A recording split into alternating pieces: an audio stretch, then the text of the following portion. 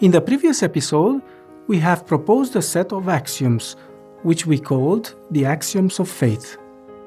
I'll make a statement which I will support in the next episode, namely that the only religious model that is rooted in all these four axioms is biblical Christianity. But before that, we'll briefly explore which religious models resulted from the rejection of the proposed axioms. Just as Euclid's axioms were challenged by other thinkers, resulting in a new branch of mathematics, so too was this axiomatic system challenged, resulting in other religious beliefs, which we'll generically call alternative beliefs. Let's take the first axiom. Some thinkers had another intuition, another belief, namely that the first axiom could be replaced by its denial. Thus, two new religious models were born: atheism, there is no God, and polytheism, there is more than one God. I know you are surprised, but atheism is a religion because it proposes an axiomatic hypothesis about gods in existence. Having said that, it is quite strange to see so many public debates between believers and atheists trying to demonstrate to each other the truth value of an axiom. Of course, intuitive arguments are welcome, but not proofs, because you do not prove an axiom, you simply believe it.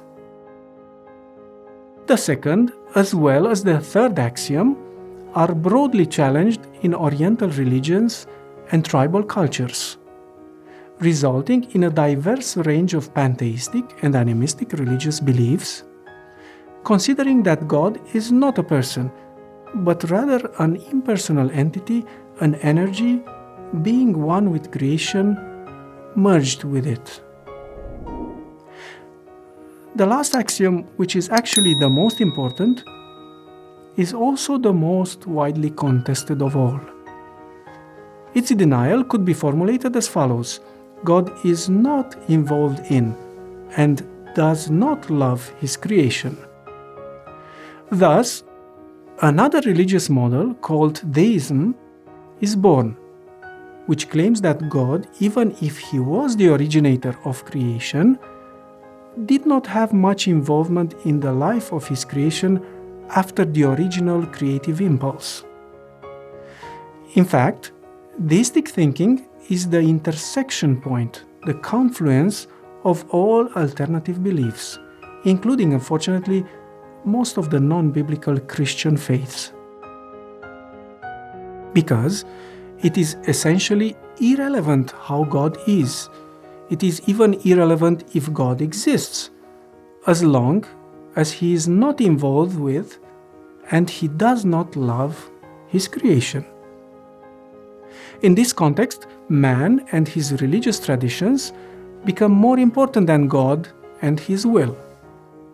In conclusion, in all deistic religions, including atheism, man becomes the measure of all things.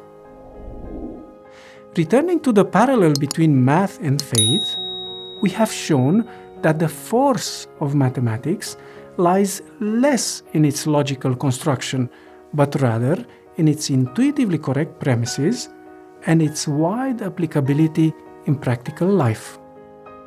In the same way, the force of faith lies in its intuitively correct premises and how it operates when put into practice.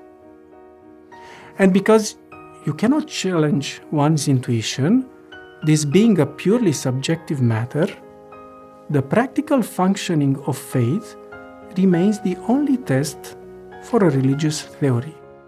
In other words, let's see, what did your religion do? What kind of results did it produce in life and society? And because I would prefer not to draw personal conclusions regarding the above-mentioned religious models and their effect on those societies where they become state religions, I invite you to do this exercise yourself and draw the appropriate conclusions. In the last episode of our series on math and faith, we'll build the only religious model that is based on all four proposed axioms, namely biblical Christianity.